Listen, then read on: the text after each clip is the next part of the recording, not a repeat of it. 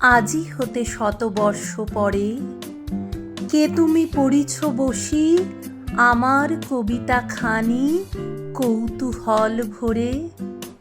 আজি হতে শতবর্ষ পরে, আজি নব বসন্তের প্রভাতের আনন্দের লেশ মাত্র ভাগ। আজিকার কোনো ফুল বিহঙ্গের কোনো গান, আজিকার কোনো রক্তরাগ। অনুরাগে সিক্ত করি পারিব না পাঠাইতে তোমাদের করে। আজি হতে শতবর্ষ পরে। নমস্কার, কেমন আছেন সবাই? নিশ্চয়ই খুব ভালো আছেন। আমিও খুব খুব খুব ভালো আছি। দেখুন বাইরের পরিবেশটা কি সুন্দর। অন্যদিন এতটা গরম থাকে সকালবেলায়, বাইরে বেরোনো যায় না, কিন্তু আজকে বেশ ঠান্ডা আছে। যদিও বোলপুরে বৃষ্টি হয়নি, কিন্তু হয়তো বাইরে কোথাও হয়েছে। এই গাছটিকে দেখুন, এটা আমি গত বছর লাগিয়েছিলাম, পেয়ারা গাছ। এবার প্রথম ফল দিয়েছে। আপনাদেরকে দেখানোর জন্যই আমি সকাল সকাল এলাম ক্যামেরাটা নিয়ে আমার বাগানে। আসলে নিজের হাতে বসানো গাছে ফল দেখলে না মনটা ভরে যায়। এই লেবু গাছটিতে এখনো অবধি ফল দেয়নি। এটি পাতি লেবু গাছ, কিন্তু এখনো অবধি এটাতে ফল দেয়নি। এর পাশেই যে গাছটি আছে সেটা গন্ধরাজ লেবুর, ওটাতেও দেখুন একটা নতুন ফল এসেছে। দেখে না মনটা ভরে যাচ্ছে, এত সুন্দর লাগছে নিজের হাতে বসানো গাছে প্রথম ফল। লঙ্কা গাছগুলোর অবস্থা দেখুন, এখন আর একটাও ফল দিচ্ছে না, জানেন? প্রচুর ফল দিয়েছিল লঙ্কা গাছগুলো এক সময়। এত ফল দিয়েছিল যে আমি সবগুলো ব্যবহারও করতে পারিনি। অনেক লঙ্কা ওখানেই গাছের মধ্যেই পেকে নিচে ঝরে যাচ্ছিল, এবং তার থেকেই আবার সেই বীজে নতুন চারা বেরোচ্ছিল। তো দেখুন এই কয়েক মাস হলো দেখছি আর ফল দিচ্ছে না। আর এই গাছটি আমি রায়ানকে উপহার দিয়েছি জন্মদিনে। ভালো হয়েছে না বলুন? এটি হচ্ছে হাজারি নারকেলের গাছ। আর এই আম গাছটি আমাদের অনেক দিনের পুরনো, মানে আমার বিয়ের পরপরই প্রায় 1-2 বছর পর আমার শ্বশুরমশাইটা লাগিয়েছিলেন। ওই ধরে নিন মোটামুটি 15-16 বছর হয়ে গেল আম গাছটির। অনেক ফল দিয়েছিল জানেন।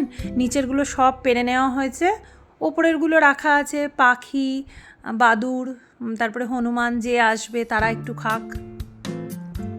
চলুন চাটা তাড়াতাড়ি রেডি করে নিই, আর রায়ানের ব্রেকফাস্টটাও রেডি করে নিই, কারণ ওর স্কুল আছে। আমি যতক্ষণ না নিয়ে যাব ততক্ষণ ও উঠবে না ঘুম থেকে।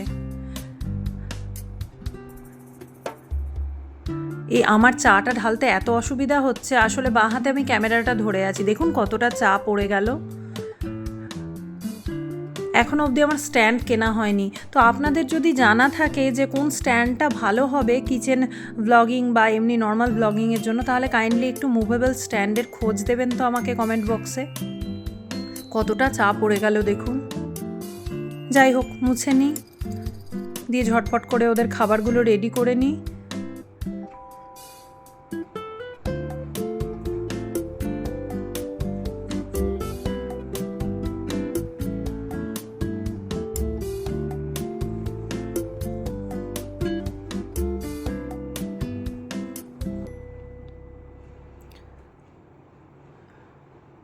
রায়ান সকালবেলা সেভাবে কিছুই খেতে চায় না, কিন্তু দাঁড়ান গ্লাসটা বার করে নিই।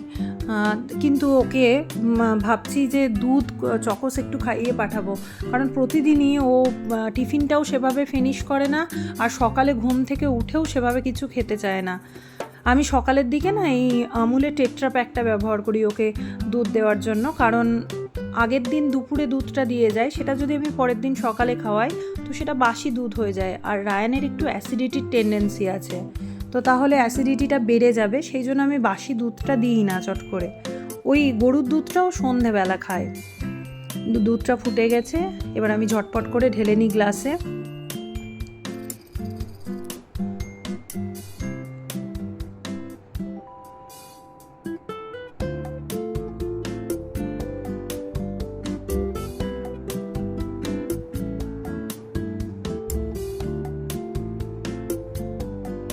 চলুন, গ্লাসে ঢালা হয়ে গেছে।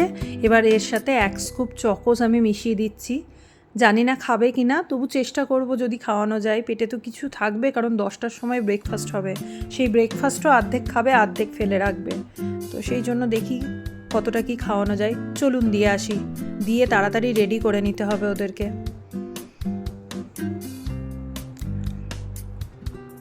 চলুন এবার দিয়ে এসে ওকে রেডি করে নিচ্ছি। রেডি করে নিয়ে এবার আমরা বেরিয়ে পড়েছি। আসলে আমাদের বাড়িটা না অনেকটা ভেতরে, ওইখানে অবধি গাড়িটা আসে না। আর আজ যেহেতু উইকেন্ড, ওয়েডনেসডে আমাদের এখানে উইকেন্ড, বুধবার, তো সেক্ষেত্রে আজকে ওর পাপা আমি দুজনেই যাব ওকে দিতে। যেহেতু উইকেন্ডে আমরা অন্যদিন সময় পাই না, ওর পাপা একাই বাইকে করে দিয়ে আসে ওকে। তো সেহেতু উইকেন্ডে আমরা চেষ্টা করি যতটা সময় একসাথে 3 জনে কাটানো যায়। তো সেই জন্য পার্থকে ডেকে নিয়েছি, পার্থ গাড়ি নিয়ে চলে এসেছে। আমি আর রায়ানও চলে এসেছি। এবার ওর পাপা এলেই আমরা বেরিয়ে পড়ব।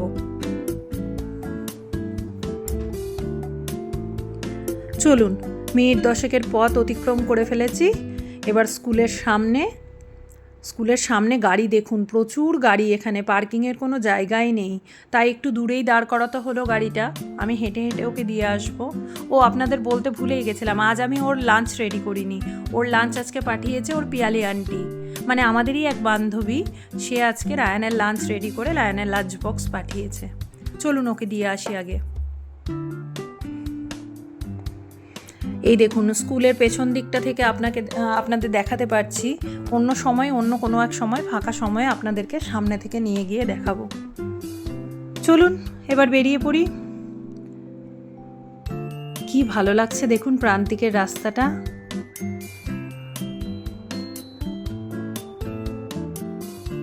আমার মনে হয় গাড়ির 4 চাকার কাঁচের জানলার ভেতরে না থেকে যদি এটা খালি পায়ে হেঁটে বা বাইকে করে উপভোগ করতে পারতাম তাহলে আরও বেশি ভালো লাগতো। দেখুন রাস্তার ধারের ফুলগুলো দেখুন, সারি দিয়ে একই রকমের গাছ, এবং সেই গাছগুলোতে সাদা সাদা সব ফুল ফুটেছে। কি অসাধারণ লাগছে দেখতে। আর সকালবেলা রাস্তাঘাট এত ফাঁকা থাকে, মনটা এমনিতেই ভালো হয়ে যায়। সকালের ফুরফুরে হাওয়া, তার সঙ্গে এত সবুজ আর ফাঁকা রাস্তা। এবার আমরা কোথায় চলে এসেছি বলুন তো? এই জায়গাটা হচ্ছে সোনাঝুরি। আপনারা হয়তো নাম শুনে থাকবেন, সোনাঝুরি বোলপুরের খুব প্রখ্যাত জায়গা, শান্তিনিকেতনের। এখানে পুরোটাই সোনাঝুরি গাছে ভর্তি, সোনাঝুরির বন, লাল মাটি, মধ্যেখানে সরু রাস্তা এবং ফাঁকা শুনশান রাস্তা, যেখানে এলে আপনার মন ভালো হতে বাধ্য। চলুন, এখানে আমরা চা খেতে এসেছি, কারণ সকালবেলা ব্রেকফাস্ট ওদের দুজনকে দিয়েছি, চা বিস্কিট অ্যান্ড রায়ানকে ব্রেকফাস্ট দিয়েছি, কিন্তু আমার সেভাবে কিছু খাওয়া হয়নি, কারণ আমি সময় করে উঠতে পারিনি। তো আমি এখানে এসে চা খাবো। ওর পাপা বললো তাহলে এখানেই যাই। আর এখানে জানেন তো, এই যে দোকানগুলো, এগুলো সব আদিবাসীদের। এই এরিয়াটাতে ম্যাক্সিমামরাই আদিবাসীরা বসবাস করে।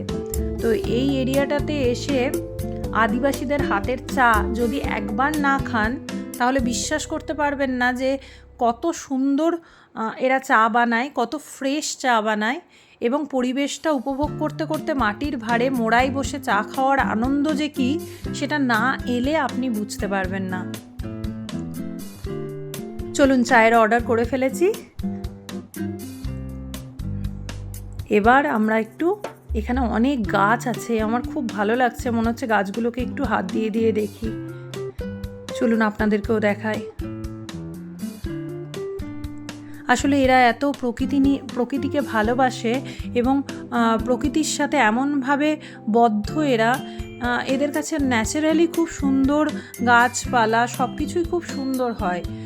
আর এদের মধ্যে কোনো খাদ নেই, এদের মনে কোনো খাদ নেই।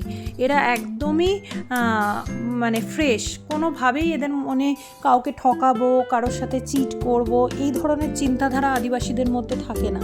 এরা যতটা পারে মানুষকে সরল সাদাসিধে হয়, মানুষকে ভালো খাওয়ানোর চেষ্টা করে, মানুষকে ভালো কিছু দেওয়ার চেষ্টা করে।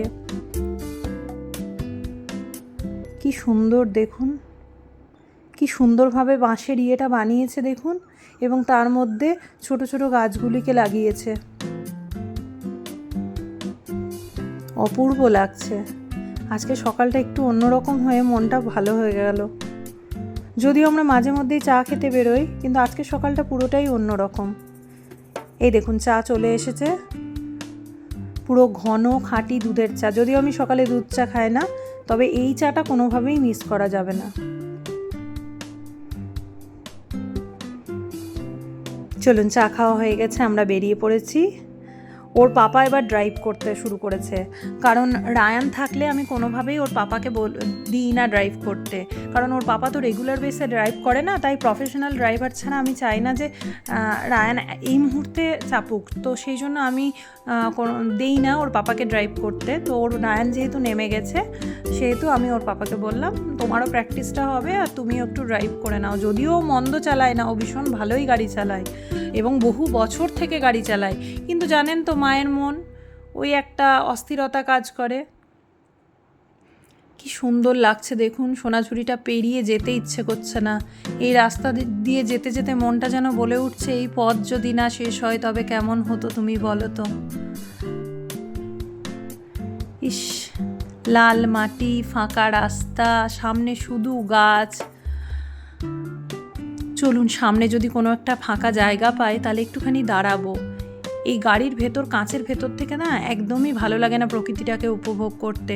একটুখানি নিচে নেমে দেখতে পারলে মনটা যেন আরও ভালো হয়ে যায়। ওর পাপাকে বললাম যদি সামনে কোনো জায়গা পাও তাহলে একটুখানি দাঁড় করিও। এই দেখুন সামনে একটা জায়গা পেয়েছি, কি ভালো লাগছে দেখুন, সুন্দর করে শুধুই সবুজ, যত দূর অবধি চোখ যাচ্ছে শুধুই সবুজ। কিন্তু এখানে একটুখানি পিলার দিয়েছে, মনে হয় এখানে কোনো কনস্ট্রাকশন হবে। যাই হোক, কনস্ট্রাকশনও তো হতেই হবে, কিছু করার নেই। মানুষের জনসংখ্যাও বাড়ছে, অতএব থাকার জায়গারও ব্যবস্থা করতে হবে। তো এই সবুজ দেখলে মনটা যেন সত্যিই অন্যরকম হয়ে যায়। চলুন এবার বেরিয়ে পড়তে হবে, আমরা একবার নার্সিংহোমে যাব। ওর পাপার বন্ধুর ছেলের হাত অপারেশন হয়েছে, তাকে দেখতে চলে এসেছি নার্সিংহোমে এবং বেরিয়েও পড়েছি নার্সিংহোমে তাকে দেখে। এবার বাড়ি ফেরার পালা, বাড়ি গিয়ে ফ্রেশ হয়ে হাত মুখ ধুয়ে আবার পরের ব্লগ নিয়ে আসবো খুব তাড়াতাড়ি। ভালো থাকবেন, সুস্থ থাকবেন, সাবধানে থাকবেন আর অনেক অনেক আনন্দ করে জীবনটা উপভোগ করুন। ধন্যবাদ।